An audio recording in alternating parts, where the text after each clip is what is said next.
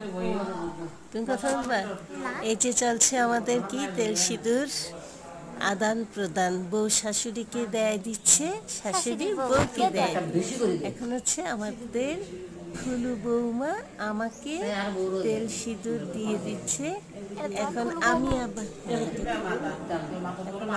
বৌমাকে দিব।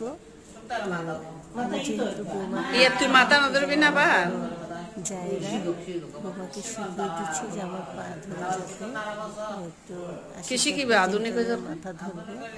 তো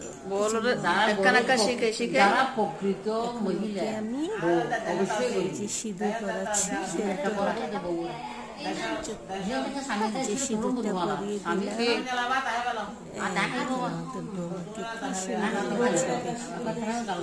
সুন্দর না মানে আমাদের গ্রামে